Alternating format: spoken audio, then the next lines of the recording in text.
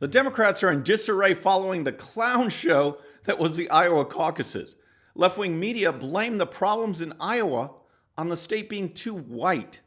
And on the eve of the Senate impeachment vote, President Trump takes a victory lap in his State of the Union address.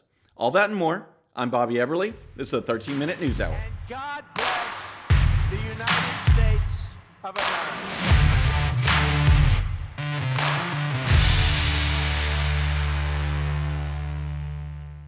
All right, friends, welcome to the show. Happy Wednesday. I hope you're having a great week. There's a lot that's been going on since our last show. A lot of politics, a lot of speeches. So let's dive into it, and we'll start with the Iowa caucuses because those were Monday night. And guess what? We're still waiting on the results. We still do not know who won on the Democrat side.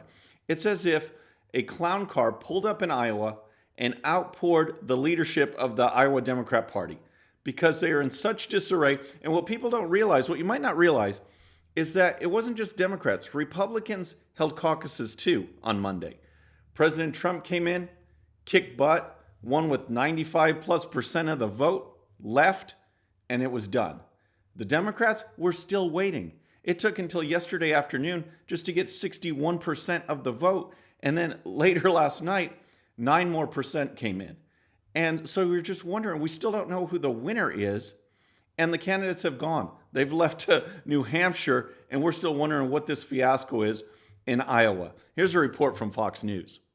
Pete Buttigieg is narrowly leading the Democratic presidential field in the Iowa caucuses, according to initial returns that the party at last began reporting late Tuesday afternoon following a massive delay linked to technical breakdowns. But Vermont Senator Bernie Sanders is close behind the former Indiana mayor, with 71% of the precincts reporting in the first batches released by the embattled state party. Sanders is also ahead in the popular vote with 24% to Buttigieg's 21%.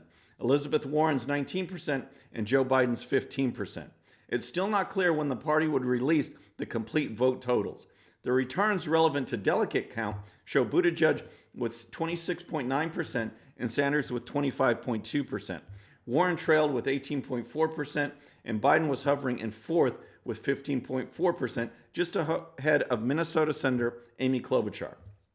So one of the big fallouts from this fiasco is the lack of momentum. All of these candidates were going to Iowa to come out with some kind of momentum that they could take to New Hampshire for actual votes, and momentum that they could take for fundraising, to be on the phone making those calls to donors saying, look how we did.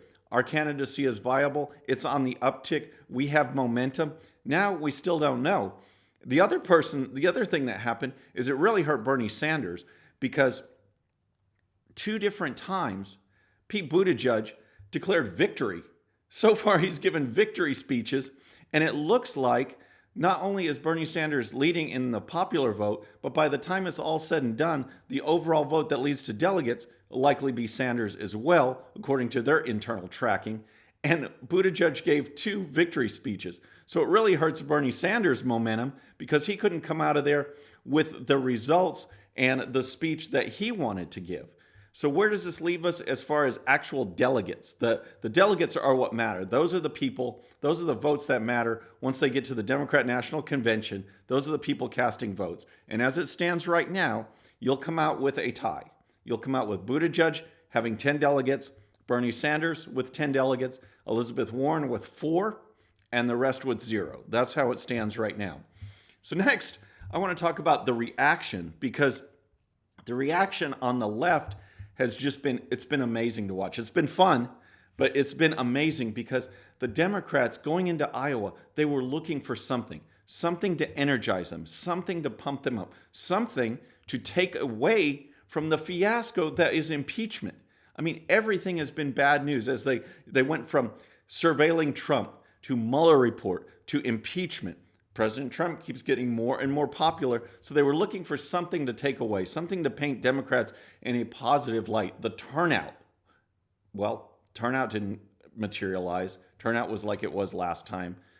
The results, well, we still don't have results. They're looking for anything to take the limelight away, and yet the worst possible thing happened. It was a complete meltdown. You have an app that's made by Shadow Inc., which is pretty funny right there when they talk about this being the most transparent voting most transparent caucuses and open caucuses, yet the app is developed by a company called Shadow Inc. Well, the Democrats, their reaction in the media was even more bizarre, because if everything ran smoothly, Iowa would just be Iowa and they'd be talking about the results, whether it's Bernie Sanders, whether it's Pete Buttigieg. But now, because of this meltdown, it's like the talking point that came out was that Iowa is bad. We shouldn't go to Iowa because the state is just too white. And it was across the board. Outlet after outlet, show after show were saying the same thing. Here's Joy Behar from The View. Why are they doing it in a red state? It's a Democratic Party. Why don't they go to a blue state and do it? And mostly white state people, voters young white have people Democrats are voting in Iowa. That's not an indication of the Democratic Party. So young white people are voting in Iowa. What does that have to do with anything? They always have. It was a bizarre statement that they throw in there. And again, it's like all the media outlets got this talking point, and some really ran with it. Check out this commentary at MSNBC. The Iowa caucus is essentially the perfect example of systemic racism. 91% of the voters in Iowa are white. The reason why you see a drop in turnout, I'm just speculating here, it could be perhaps that white children are not in the cages. So when you're talking about the tangible pain that black and brown people are feeling, they feel a sense of urgency because their kids are being put in cages. The perfect example of systemic racism? What does that even mean? I don't understand the words you just said. So white children are not in cages, and that's what led to the drop in turnout.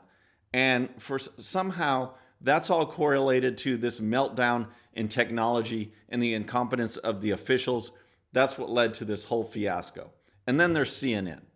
I just think that the idea of the caucus has failed to meet the viability threshold. Okay? Is the idea of the caucus itself has failed to meet the viability threshold, because we've all been saying the whole time, why Iowa in the first place? It's 90% white. When you have a party as diverse as this to be in a state that's not diverse is terrible. So again, blaming Iowa for whiteness. And it makes no sense. Again, if the Iowa caucuses went off like on the Republican side, if they went off like that for the Democrats, no one would be talking about this. They'd just be talking about the results. They talk about if Buttigieg won. They talk about if Sanders won. But they don't have that to talk about. And so this is their fallback. This is their fallback issue, that Iowa is too white. It's just so strange.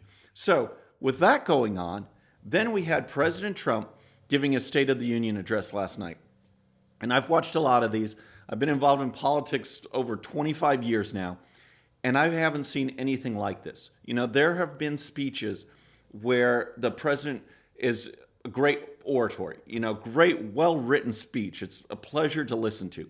There's been speeches where the president tries to inspire the country, to elevate us to a new level. But this one, I have never seen a speech where a president could go out and just simply list accomplishment after accomplishment after accomplishment, on and on and on. You pick an issue, there's an accomplishment. And it was just amazing to listen to. And the Democrats, with all of this going on, all of this bad news, they're just forced to sit there and take it. I mean, the issues are endless. I just put a chart. Here's some of them because I filled up the page. But I want to look at, this is from last night, some of the issues. Check this out.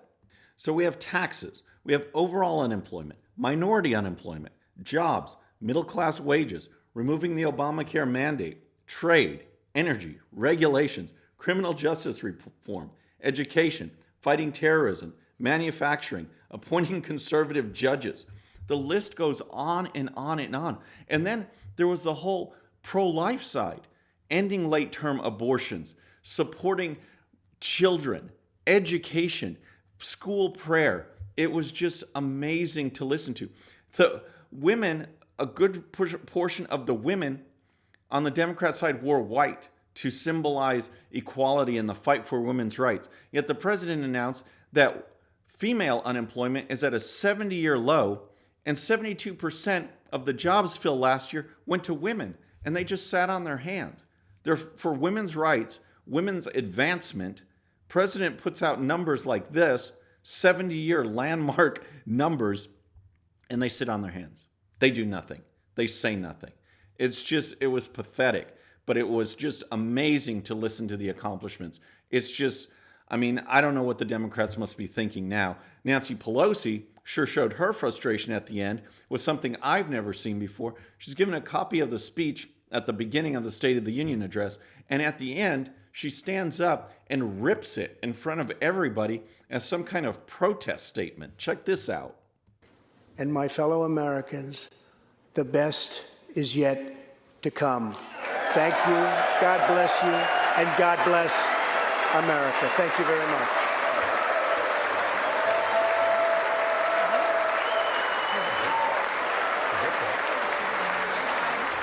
She did. Wait. Sure did.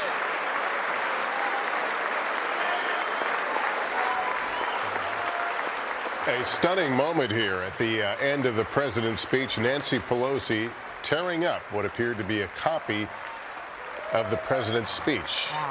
Wow, it's just unbelievable. It's unbelievable that she did that. She's taking criticism up and down on social media for a classless gesture. And you just have to wonder what the motivation was. Was she trying to stick it to Trump for him winning? Or, she also glanced over at her caucus when she was doing this. And I can't help but wonder if some of it is frustration at them. Because if you remember, last March, she said she wouldn't pursue impeachment unless it was overwhelming and compelling and bipartisan, none of which the threshold was met. Yet she pushed forward anyway because of the pressure from the left of her party. And now we have these results. President is more popular than ever. She was forced to push impeachment. And then she made some critical errors, rushing through impeachment, bad idea. Then holding on to the articles for some kind of leverage with the Senate that didn't materialize, bad idea. On and on and on. And now she's left with that moment of frustration. The other thing that the Democrats have going against them is the popularity of the president. It keeps rising. A new Gallup poll came out, and it shows the president at his highest marks since Gallup started tracking him as president. And the results are just they're astounding. And I just want to go over some of them with you right here. Check this out. New polling by Gallup reveals that President Trump's approval rating is at an all-time high as he prepares to deliver his third State of the Union address Tuesday night, and the Senate is expected to acquit him in his impeachment trial on Wednesday. Trump's job approval rating now sits at 49%, with a 94% approval rating among Republicans and a 42% rating with independents, both numbers being highs for the Trump's presidency. The GOP itself is also seeing a significant boost. So no wonder Nancy Pelosi is ripping up speeches. The Democrats are frustrated because they've done nothing except attack. They haven't put forth a positive message, an agenda for America, and they've refused to work with the president. So in almost all cases, the president can take credit for these without having to share it with the Democrats. Here's more. Americans' confidence in the economy is higher than at any point in the past 2 decades, a Gallup report said. Similarly, national satisfaction is the highest in nearly 15 years. In addition to Trump seeing a rise in approval, the Republican Party as a whole is now viewed more favorably than it has since 2005, according to Gallup's data. Their report states that 51% of Americans now have a positive view of the GOP, compared to just 43% in September of 2019. So it's the highest rating the president has had in the Gallup poll. 94% of Republicans favor what President Trump is doing. And the confidence in the president running of the economy is the highest it's been in 20 years. Those are the numbers. That's what the Democrats have to run against. And their field of candidates isn't inspiring anybody. The turnout's not there. No one is gaining momentum. And the front runner so far is a socialist who wants to totally destroy everything that the president has built up over these 3 years. How's that for a message? How's that going to fly with the American people? So folks, that's our show for today. I hope you enjoyed it. Please subscribe. And when you do, please hit that bell so you'll be notified. And we'll see you next time. I'm Bobby Eberle. This is a 13-minute news hour.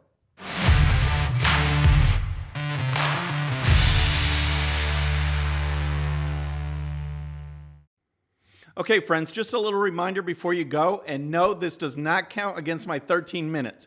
please hit the subscribe button below and tell your friends. And if you happen to miss our last show, you can check it out right here. And also for great conservative news and commentary, please check out GOPUSA.com. All right, folks, we'll see you on the next show. Have a great day.